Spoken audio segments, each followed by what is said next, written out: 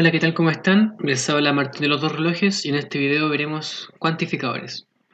Los cuantificadores son unas cosas, una forma de expresar proposiciones en matemática para cosas que no podemos expresar como los conectivos lógicos que ya conocemos, como lo son el y, el o, la negación, el implica, ¿cierto?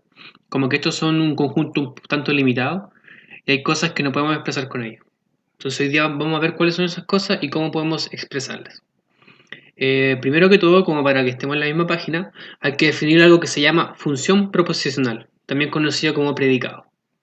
Una función proposicional es simplemente una función que me agarra un número, por ejemplo acá me agarra el número x, o en realidad una variable cualquiera, puede ser un nombre, todo, una variable, pero por lo general va a ser un número. Y me devuelve un valor de verdadero o falso. ¿Ya? Por ejemplo, podemos definir p de x como x mayor que 5. Vemos que bajo esta definición, P de 1 sería falso porque 1 no es mayor que 5 y P de 6 sería verdadero porque 6 es mayor que 5. De manera similar, podemos definir funciones con varias variables como argumentos. Por ejemplo, podemos definir Q de xy como si el producto de x por y es igual a menos 1. En ese caso, por ejemplo, Q de 1,0 sería falso. Y como estas cosas son proposiciones, son cosas que te entregan un valor de verdad o falsedad, podemos combinarlas de distintas maneras, con los conectivos lógicos que ya conocemos. Por ejemplo, podríamos hacer P de 1 o Q de 1 menos 1. P de 1 es falso y Q de 1 menos 1 es verdadero porque 1 por menos 1 me da menos 1 y toda esta cosa falso o verdadero me da verdadero. ¿Ya? Entonces opera igual que las cosas que ya saben de proposiciones.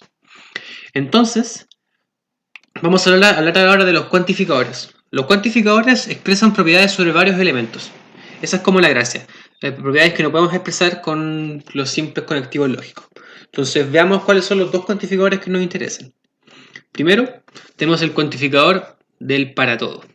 Esta cosa acá me dice que para todo x en un conjunto E se va a cumplir la proposición p de x. Aquí es una función proposicional. Y esto quiere decir que todo elemento de cumple alguna propiedad. Por ejemplo, podemos decir que para todo x en R, x cuadrado mayor o igual que 0. O sea que todo elemento real va a cumplir que su cuadrado sea mayor que 0. Esta es una manera corta de decirlo, porque por ejemplo, si quisiéramos decirlo con proposiciones, tenemos que decir algo así como que 1 al cuadrado es mayor o igual que 0. Y 2 al cuadrado es mayor o igual que 0. Y así hasta el infinito. De hecho, deberíamos incluir números como 1.1 al cuadrado mayor o igual que 0. Y nunca terminaríamos porque los números reales son muchos. Los invito a tratar de hacerlo y veamos cuándo terminan de hacerlo. ¿Ya? Luego tenemos lo que se conoce como el cuantificador existencial, que es el existe. Esto de acá me dice que por lo menos algún elemento del conjunto E va a cumplir la propiedad. ¿Ya? Entonces, por ejemplo, aquí podemos decir que existe un R, un elemento en R, tal que 0 menor que X menor que un medio. Aquí lo que me está diciendo es que existe un elemento que cumple lo de acá, o sea, un elemento entre 0 y un medio. Y si se dan cuenta, esto no me dice nada de si la cosa es única o no. Porque, por ejemplo, yo sé que existe el número un tercio. Yo sé que un tercio está entre 0 y un medio. Pero también el número un cuarto. Por ejemplo, un cuarto también está entre 0 y un medio. Entonces, esto de acá de la existencia me dice que existe por lo menos uno, pero no necesariamente ese elemento que existe es único. ¿Ya? Pueden haber, como en este caso, hay infinitos elementos en el conjunto que cumplen la propiedad. Entonces, podemos también decir cuando algo se cumple de manera única. Para eso usamos el existe con un signo de exclamación. Así como que existe un único elemento en Z, acá los números enteros, en tal que la propiedad de la derecha se cumpla, que 2 más x sea igual a 1. En este caso, el entero que lo cumple es x igual menos 1. ¿Ya? Y aparte, ese entero es único, porque ningún otro entero va a cumplir esta cosa de acá, ¿cierto? Entonces, así es como lo expresamos. Ya. Ahora veamos cómo funcionan los cuantificadores cuando los combinamos, porque estas cosas se pueden combinar. Por ejemplo, podemos usar 2 para todos o también podemos usar 2 existe. Y veamos cómo se comporta. Aquí podemos decir, por ejemplo, que para todo x en R y para todo y en R, x cuadrado más y cuadrado va a ser mayor o igual que 2xy. Esto de acá es una desigualdad que se ve en introducción al cálculo. ¿Ya? ¿Y qué significa esto de que para todo x en R y para todo y en R? Es como una manera de decir que para todo par de números reales, se va a cumplir lo de la derecha. O sea, aquí estamos cuantificando sobre parejas de números. También podríamos hacerlo como con tres números, para todo x, para todo y, para todo z. Y vamos cuantificando de a grupos. Y una cosa súper importante que hay que notar acá es que el orden no importa. Decir que para todo y para todo x es exactamente equivalente a decir que para todo x, para todo y. Eso es algo que tienen que tener en cuenta cuando hagan ejercicio en los controles. Y aquí lo mismo cuando usamos 2 existe. En realidad lo que estamos diciendo es que existe una pareja de elementos en R tal que cumplen esto. ¿Bien? Si se dan cuenta, aquí el X y el Y pueden ser tanto iguales como distintos. O sea, cuando yo los cuantifico por separado, pueden ser lo que sea, pueden ser iguales o distintos, ¿cierto? Como no hay ninguna condición entre ellos, ninguna relación. Entonces, por ejemplo, acá podríamos decir que menos 1 y 1 cumplen la propiedad, porque ambos al cuadrado son iguales, o 1 y 1, ¿cierto? Entonces, no hay ninguna condición sobre si tienen que ser iguales o nada. Eso hay que tenerlo también súper en cuenta. Y otra manera de combinarlos es combinarlos con cuantificadores distintos, ¿cierto? Esto es más interesante. Por ejemplo, podríamos decir que para todo x en e existe un y en e, tal que se cumple una propiedad entre los dos, ¿cierto? Tengan alguna relación que sea verdadera o falsa. Ya. Esto es más enredado. Aquí lo que sucede es que para todo elemento del conjunto va a haber un elemento y que lo cumple. O sea, la cuestión de acá dice como, dame un X, ¿ya? Por ejemplo, yo te puedo dar un N, pero vamos a ver el ejemplo mejor. Mira, aquí tengo que para todo X en R, existe un Y en R tal que X más Y es igual a 0. O sea, acá está diciendo que todo elemento en R tiene un inverso. Existe un Y tal que al sumarlo te es 0. Entonces la cosa se lee así. Si yo hice un para todo, es como dame un X. Entonces tú puedo decirte ya, te doy el X igual 1. ¿Ya? Y esta cosa me dice ya, para cualquier X que tú me des, existe un Y. O sea, yo voy a poder encontrar un Y. En caso de acá, el Y es igual a menos 1.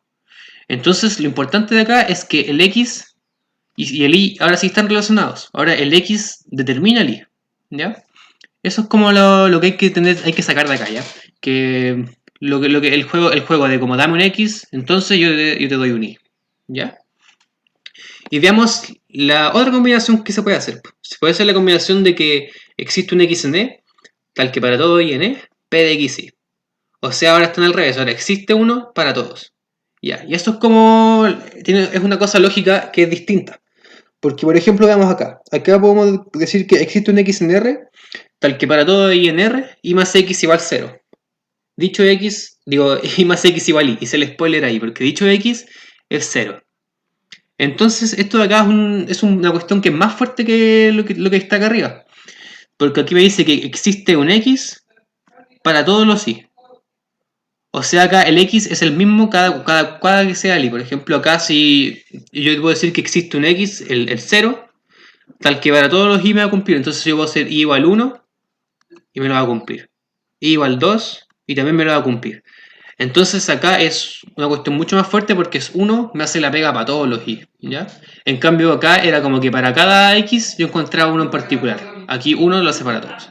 Entonces esta condición de acá es más fuerte. De hecho, esta condición de acá arriba implica, digo la de abajo implica la de arriba, ¿ya? Eso también tienen que tenerlo en cuenta. Que algo implica algo es como que esto es más fuerte, ¿cierto? Como que yo puedo pasar de acá a acá directo, pero a lo mejor se cumple esto y no lo de acá. ¿Ya? Eso me refiero con ser más fuerte. Entonces, vamos con lo último que les quiero comentar de cuantificadores y conectarlo un poco con los conectivos lógicos que ya habías visto antes. Por ejemplo, yo puedo tener que para todo x en e se cumple p de x y q de x.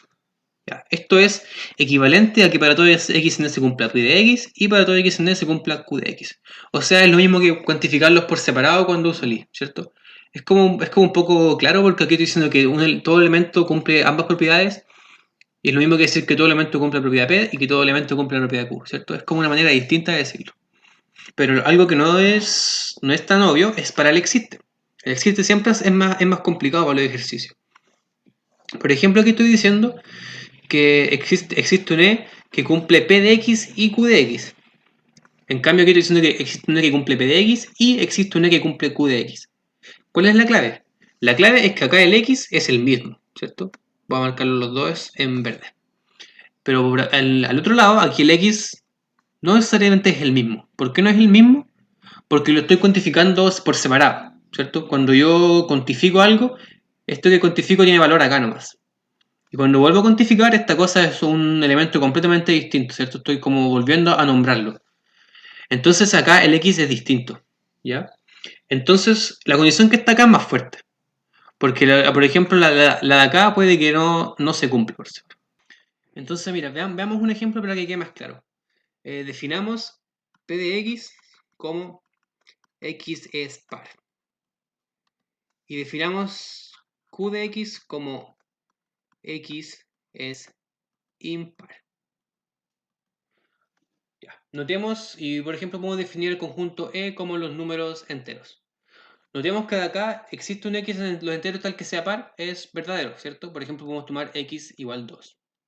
Y existe un X tal que sea impar, ¿cierto? Q de X impar, sí, podemos tomar por ejemplo X igual 3.